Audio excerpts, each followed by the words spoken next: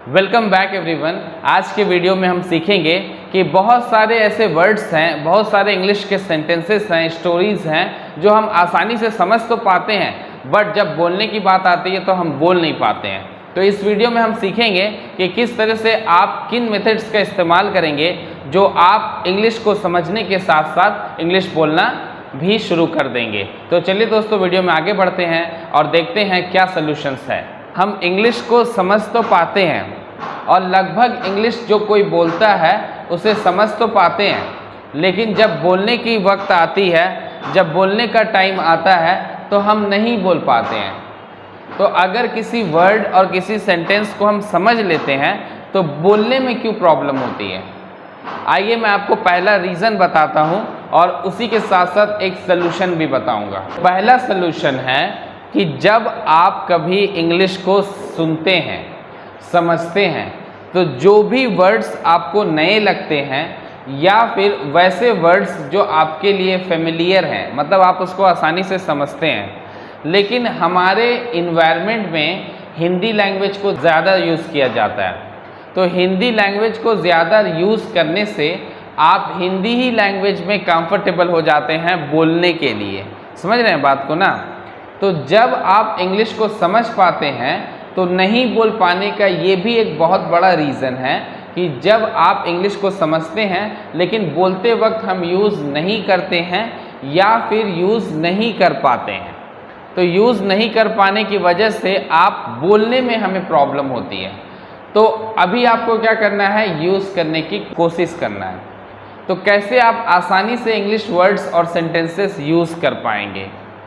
तो मैं आपको एक आइडिया बताता हूँ। जब आप इवन हिंदी बोल रहे हैं, जब आप अपने ही लैंग्वेज में, अगर अपने नेटिव लैंग्वेज में बात कर रहे हैं, उस वक्त भी आप कुछ न्यू सेंटेंसेस ऑफ इंग्लिश और कुछ इंग्लिश वर्ड्स को इस्तेमाल करना शुरू कर दें। इंग्लिश बोलें, मीन्स हिंदी और इंग्लिश को मिलाकर बोलें। अगर आप अपने घर में, परिवार में, कॉलीग्स के साथ जब आप इंग्लिश और हिंदी मिलाकर बात करेंगे तो कुछ दिनों बाद आप देखेंगे कि बहुत सारे ऐसे वर्ड्स और सेंटेंसेस हैं जो ऑटोमेटिकली आपके ज़ुबान पे आ रहे हैं, जिसकी वजह से आप धीरे धीरे इंग्लिश बोलने में भी कंफर्टेबल होते जाएंगे।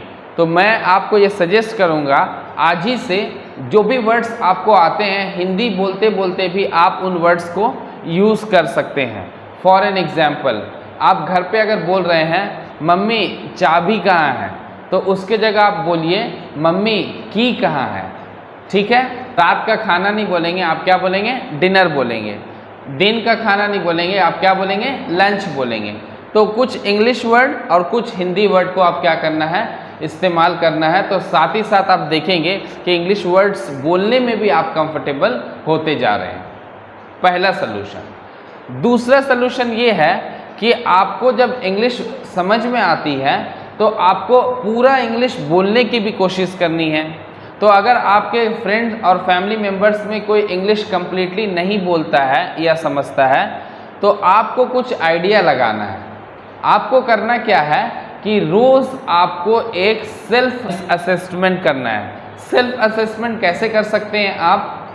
अगर आप कुछ भी एक टॉपिक लेते हैं और उस पर रैंडम बोलने की कोशिश करते हैं, अगर आप रैंडम बोलेंगे तो आप देखेंगे कि कोई भी ऐसी मीन्स न्यू वर्ड्स हैं और न्यू सेंटेंसेस हैं आप यूज़ करेंगे अगर साथ ही साथ, तो आप देखेंगे कि बहुत सारे मिस्टेक्स हो रहे हैं। आपको समझ में आता है लेकिन मिस्टेक्स बोलने में काफ़ी हो रहे हैं। तो मिस्टेक्स होना it is the sign of learning new things. आप नए टॉपिक पे रैंडम बोलना शुरू करिए। कैसे शुरू करेंगे? कि जब आप कोई भी एक रैंडम टॉपिक ले लीजिए, मान लीजिए माई डेली रूटीन, या मैंने आज सुबह से शाम तक क्या किया, तो उसको बताना आप शुरू कर दीजिए इंग्लिश में। किसी को नहीं बताना है, खुद में ही प्रैक्टिस करना है। तो इसी तरीके से बहुत सारे टॉपिक्स, 2 और 3 टॉपिक्स पे एवरीडे प्रैक्टिस करना है। तो ये 2 पॉइंट आपको काफ़ी इम्पॉर्टेंट मैंने बताया है अगर आप अपने आप को इंग्लिश लैंग्वेज बोलने में भी आप कंफर्टेबल करना चाहते हैं। तो उम्मीद करता हूँ इन दोनों पॉइंट्स की वजह से, आप इन दोनों पॉइंट्स को लेकर आप अगर आगे बढ़ते हैं अपने इंग्लिश लैंग्वेज की जर्नी में तो आपको काफ़ी इम्प्रूवमेंट मिलेगा। और मैं आपसे रिक्वेस्ट करता हूँ, अगर आपको वीडियो पसंद आता है और हमारे क्लास के वीडियोस पसंद आते हैं please do like, share and subscribe. And for watching this video, thank you.